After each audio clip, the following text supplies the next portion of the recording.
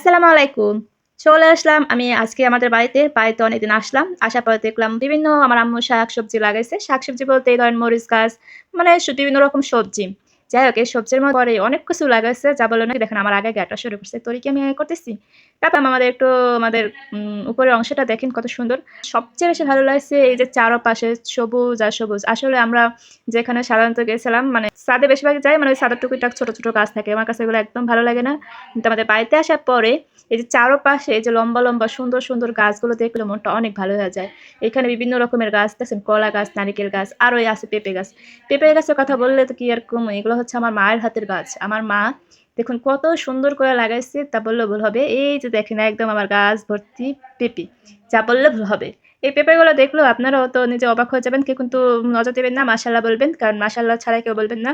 এত সুন্দর পেঁপে কিন্তু সব গাছে হয় না। আরো লাগাইছে আরো অনেক কিছু। সাথে দেখছেন পেঁপে গাছের চারপাশে ভিউটা জাস্ট অসাধারণ। আরো আছে আমাদের এই যে আমার সবচেয়ে প্রিয় ফুল গাছ। আমার মায়ের সুন্দর করে আজ লাগাইছে একটা ফুল। তার নাম হচ্ছে মোরগ ফুল। আর এই যে মুরগিটার সামনে কতক্ষণ পর, পর গ্যানার, গ্যানার করেই যাচ্ছে। কি আর করবো আমার সাথে মানে আমি আসছি ওরও হিংসা হইছে যে ওর সাথেও যাই। যাই হোক ও যাক ওর মতো আছে আমি আমার মতো আছি। যাই হোক গ্রামের অনেক আছে যা সাধারণ এবং খুবই কিন্তু সব দিকেই ভাল লাগে। কিন্তু আমার একটা জিনিস ভাল লাগে না তা কি জানেন? তা হচ্ছে এই যে কুটনামি। কারণ গ্রামের মানুষদের দেখবেন সবকিছু মিলমিশ সবকিছু ঠিকঠাক আছে।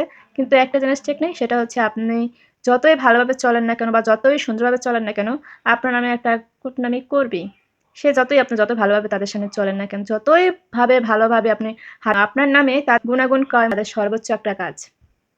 যাই হোক আমি ওসব কথা বললে ভুল হবে কারণ আমি এই কথাটা পিঠি এই কারণ আমি নিজে যখন তখনই দেখছিলাম যে গ্রামের অনেকজন মানুষ যা বা ভাবি, কেউ চাচি, মামি এরা সবাই একসাথে হইছে হইয়া বিভিন্ন রকমের দেখতেছি এবার ও বাড়ির সুন্দর করে এক, এক করে বলতেছে, "ভাই এসব বলে লাভ আমি আপনি যদি নিজেরটা নিজেই ভালোভাবে না দেখি বা ভালোভাবে না চলি, ওই অন্যে কি করছে, অন্যের ঘরে কি হইছে, অন্যের ঘরে কি খাইছে, অন্যের ঘরে কোনভাবে কি করছে, এগুলো দেখে আমাদের কোনো লাভ আছে বলেন? তাহলে কেন শুধু এই যে কুটনামি করা বা একজনের সম্বন্ধে আরেকজনের সম্বন্ধে বলা।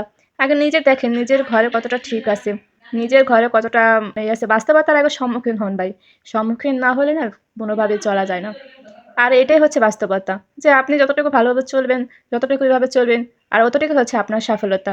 তা আমরা সই যে একজন আরেকজনের নামে এই যে বলতেছি, যে আমি যে আপনার নামে বলতেছি হ্যাঁ, বুঝতে পারছি যে আমাদের ঘরে এই সমস্যা বা সেই সমস্যা।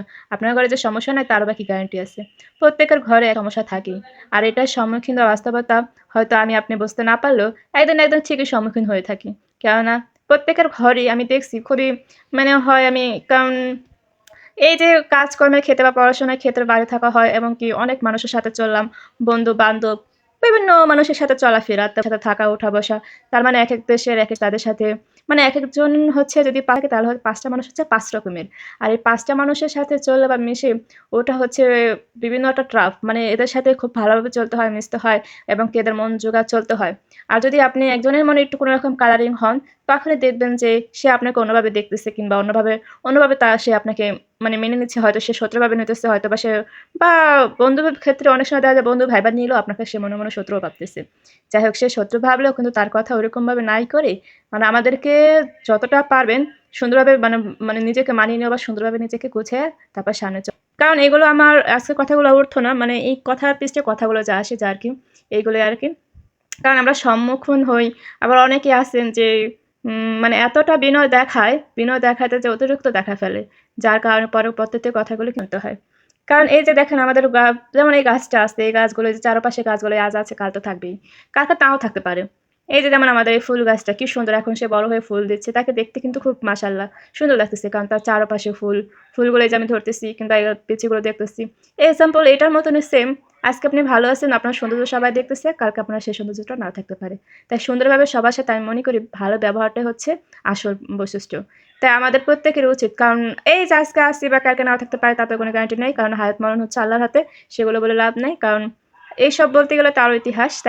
তাই আমরা চাইবো যে সবাই যে ব্যবহার বা সবাই যে চরিত্র বা কিংবা যে ঘরের করা এগুলো না নিজে তো রাখুন। কারণ এগুলো আপনার ঘরে করতে কতক্ষণ? তাই আমরা এসব না বলাই ভালো। তা নিজেরটা নিজে আগে নিজে নিয়ে থাকি। পরে বিষয় নাই বলি। সবসময় যে অন্যের মন জোগাড় চলতে হবে তা তো আর না। ওই অন্যের মন জোগাড় চলতে গেলে দেখা যায় লাস্টে নিজেরটা নিজেই থাকতে হয়। যাই হোক আজকে এই পর্যন্ত। সবাই ভালো থাকবেন। আল্লাহ হাফেজ।